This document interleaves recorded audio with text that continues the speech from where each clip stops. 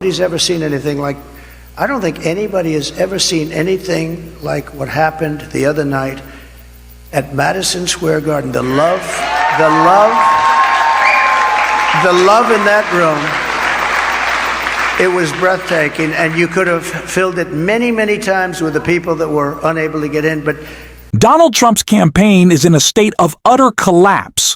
And it is not just because of the horrifying Madison Square Garden rally that he had on Sunday, but because of a myriad of reasons that are leading Donald Trump to lose his mind. We see him lashing out more than he has even in the past weeks as of recently, because he is so angry. Because as we know, Donald Trump isn't running for president. He is running away from prison. And so the closer we get to Election Day, the more crazed he has become and the more desperate really he's become. We have seen Donald Trump say that he might cut federal income tax in an attempt to win votes in the final days of this campaign.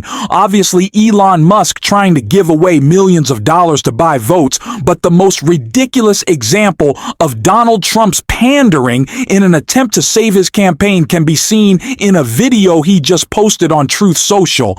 And I am promising you, this is the worst thing that Donald Trump has ever put out. It is panned. It is ridiculous, and it makes him look insane, and we are going to get into all of that. But before we do, if I could quickly ask you to leave a like on this video, and if you haven't already and you enjoy our channel, to hit that subscribe button. It goes a long way. And it really means the world to me. Now, Trump posted this video in response to the very reasonable, to put it bluntly, and deserved out outrage and backlash to the comments made. It is Madison Square Garden rally. So before we get into this video, I want to hear President Obama response right here. We saw it last night. I know nobody's going to boo now. All you're going to do is vote. Hold on a second. So the man holds this big rally at Madison Square Garden. And the warm-up speakers were saying the most, we're trotting out and peddling the most racist, sexist, bigoted stereotypes. One guy called Puerto Rico, quote, an island of garbage. Now,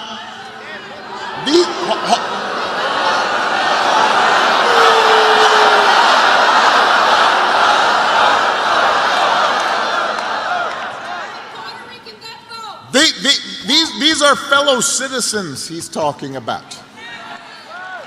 Here in Philadelphia, they are your neighbors. They are your friends. They are your co-workers. Their kids go to school with your kids.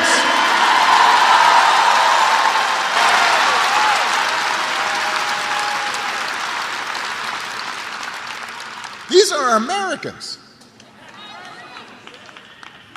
They're people. And that is the reason why this election should not be close. It should be clear. Here's a good rule.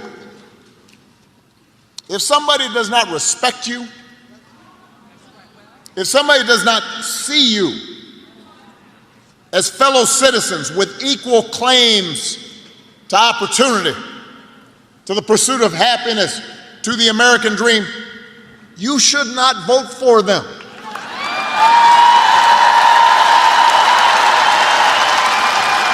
You should not expect them to make your life better. They will not help you make they will not help you pay the bills.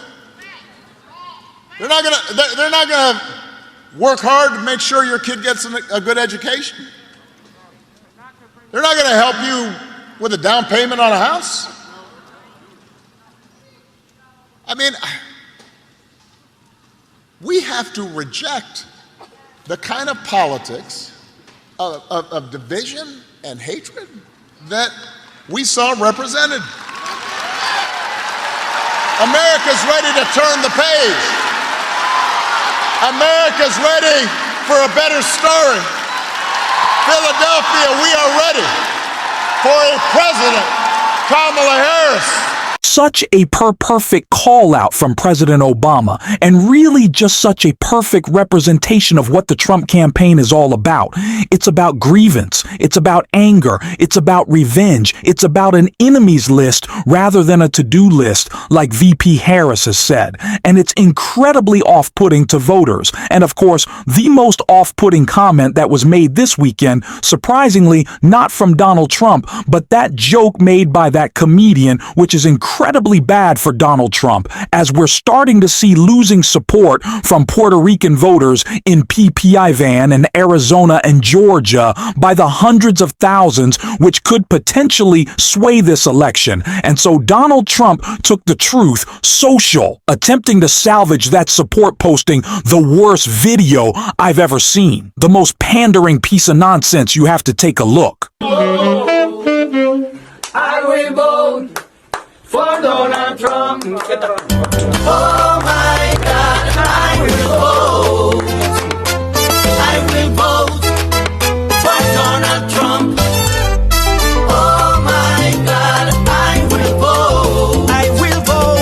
I will vote for Donald Trump.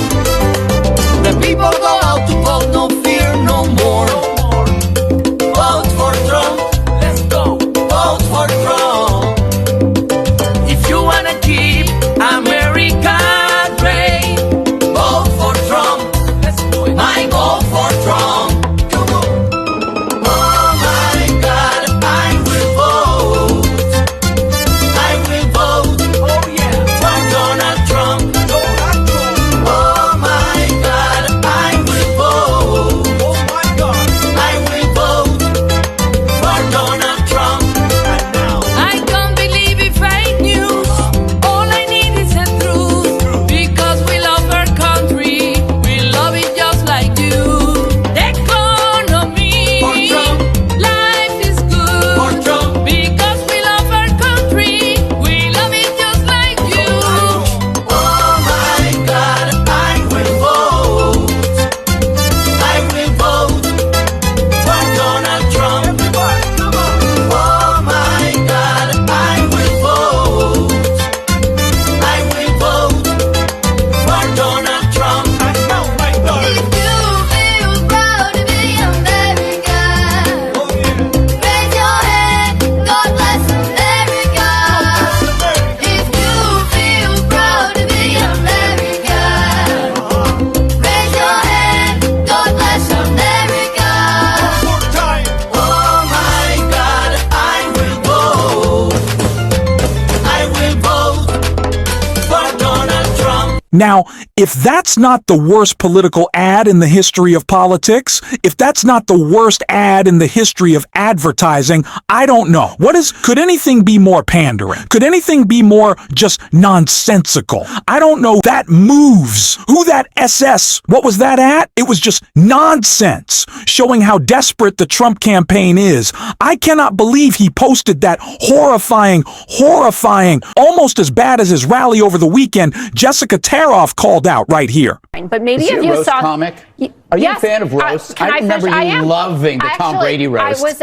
I was about to say, I in fact thought Hinchcliffe was one of the funnier people at Tom Brady's roast. Mm-hmm. But a comedy show and a closing message political rally are very different. And you Agreed. want to do no harm with 8 days left to go. And it's very clear that harm was done. And you know that because Republicans came out right away flipping out about this. Rick Scott posting, Anthony D'Esposito, who is a congressman in Suffolk County, immediately said, absolutely not to this. Puerto Ricans are great. He's Puerto Rican himself.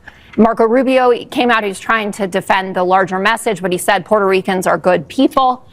And the Kamala Harris campaign is reporting that they haven't seen something breakthrough like this comment has yet in the campaign. They're talking about Such a perfect call out there from Jessica. And of course, we have seen so many Trump stows jump at the opportunity to try to clean up this mess and defend their leader.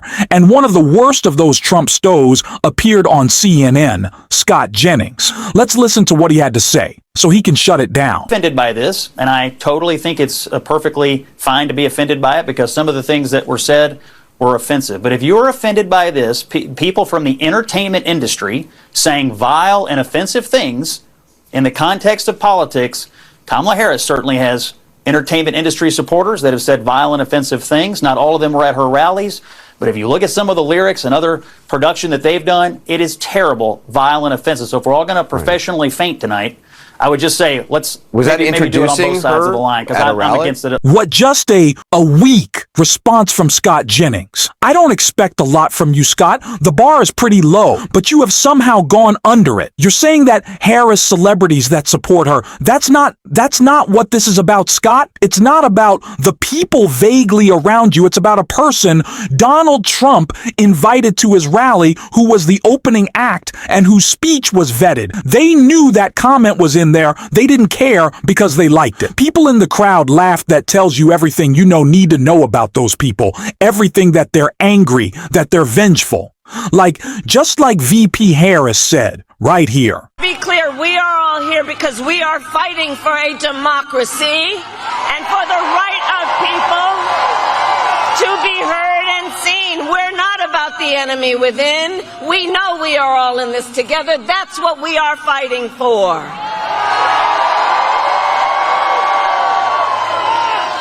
And my whole career,